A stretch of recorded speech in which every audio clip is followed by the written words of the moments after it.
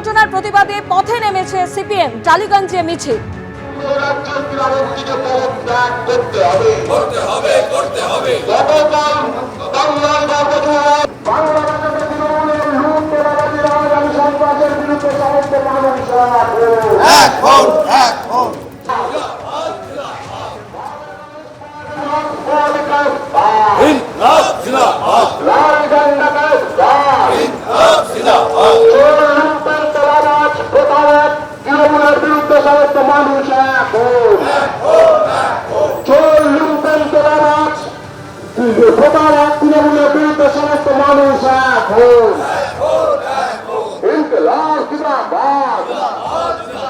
সরকারি পৃষ্ঠপোষকতায় বাংলার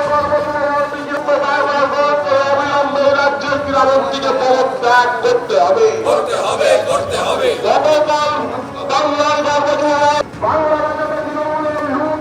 আর মুখ্যমন্ত্রীর গড়ে দেওয়া এই তদন্ত কমিটিকে নিশানা করেছেন বিরোধী দলনেতা শুভেন্দু অধিকারী। তিনি বলছেন, ভোটের কয়েক মাস আগে ফুটবল আবেগকে অপব্যবহারের চেষ্টা, কাল থেকে নিন্দার ঝড় বইছে। লোক দেখানো তদন্ত কমিটি নয়, বর্তমান বিচারপতিকে রেখে তদন্ত করা হোক।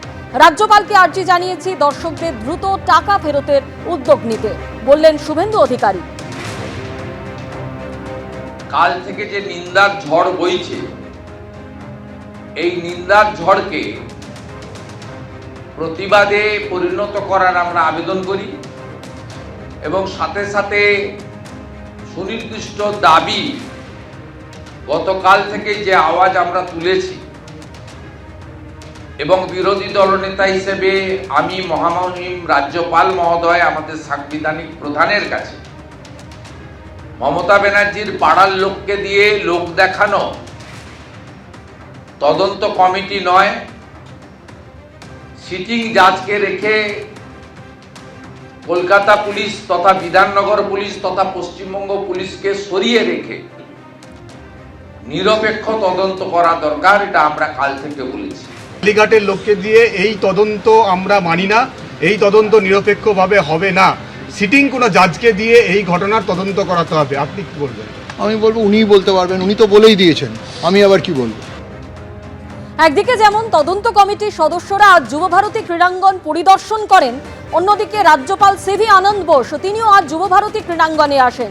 গতকাল যুবভারতীতে পৌঁছেও ভেতরে ঢুকতে পারেননি রাজ্যপাল।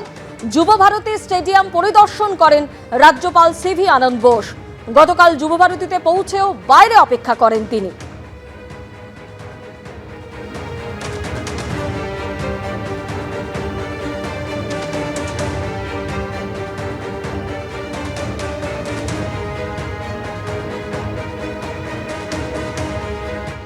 Messi is seen by the fans as a messiah of football sports. But what has been done here, because of the systemic failure, his visit has been messed up beyond description. The reasons behind this, how this could happen, what is the role and responsibility of the organizers, what is the role and responsibility of the government, particularly the police, who are all responsible for the mishap that has happened here. Was any intelligence failure there? Was any preparation for action found wanting? All these aspects have to be looked into. I could also meet the committee which has been set up for this purpose, headed by a retired judge of the High Court, the Chief Secretary, Home Secretary and others in the picture. They are also having the detailed inspection. যুবভারতীতে বিশৃঙ্খলা আক্রমণ BJP নেতা ও IFA president কল্যাণ চৌবের। কলকাতাকে ফুটবলের মক্কা, এখানে আগেও বহু football কিংবদন্তি এসেছেন। বড় খেলোয়াড়দের আনার প্রোটোকল আছে, কিছুই মানা হয়নি যুবভারতীতে। মেসির অনুষ্ঠানে বিশৃঙ্খলা নিয়ে মন্তব্য কল্যাণ চৌবের। কল্যাণ চৌবেকে পাল্টা আক্রমণ তৃণমূলের রাজ্য সাধারণ সম্পাদক কুণাল ঘোষের। কলকাতাকে আমরা ভারতীয় ফুটবলের মেক্কা বলে জানি এবং পশ্চিমবাংলায় বড় খেলোয়াড় লেভ ইয়াসিন, পেলে, মারাদোনা, অলিভার কান, রজার মিল্লা, বেবেতো, অসংখ্য লেজেন্ডারি খেলোয়াড়রা এসেছে। এই খেলোয়াড়দের আনার একটা প্রোটোকল থাকে। আপনারা দেখেছেন যখন খেলা হয়, সে ফিল্ড অফ প্লে আছে, সেখানে কারা ঢুকতে পারবেন, ঢোকার জন্য কি তাদের পরিচয়পত্র গলায় ঝুলিয়ে রাখতে হবে এবং কি কি ইন্টারন্যাশনাল বিধিনিষেধ আছে, এগুলো সব দেওয়া থাকে।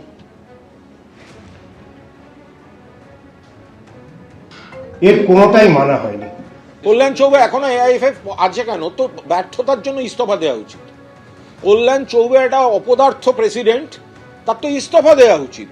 কে কল্যাণ চৌবে?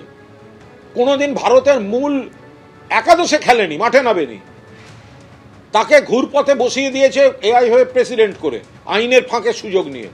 যে ভারতে ইন্ডিয়ান টিমের মূল 11-এ খেলেনি, তার আমলে পুরো ভারতের ফুটবলটা নিচের দিকে গেছে। আর এখন এমন অবস্থা হয়েছে আইএসএল করা যাচ্ছে না। সেই কল্যাণ চৌবে জ্ঞান দেবে একটা ঘটনা নিয়ে? যুবভারতী ক্রীড়াঙ্গনে গতকাল যে বিশৃঙ্খল পরিস্থিতি তৈরি হয়, আজ সকাল থেকে আমরা দেখেছি যে মুখ্যমন্ত্রীর করে দেওয়া তদন্ত কমিটি তারা যুবভারতী ক্রীড়াঙ্গন পরিদর্শন করেন। অন্যদিকে এই ঘটনায় যাকে গ্রেপ্তার করা হয়েছে শতদ্র দত্ত, তাকে 14 দিনের পুলিশ হেফাজতের নির্দেশ দিয়েছে আদালত। এবং অদ্ভুতভাবে যুবভারতী ক্রীড়াঙ্গন যেখানে জল নিয়ে ঢোকা নিষিদ্ধ, সেখানে ভেতরে কিভাবে জল বিক্রি হচ্ছে 10 থেকে 15 গুণ টাকায়, তা নিয়েও কিন্তু প্রশ্ন উঠতে শুরু করে। এবিপি আনন্দ এগিয়ে থাকে, এগিয়ে রাখে।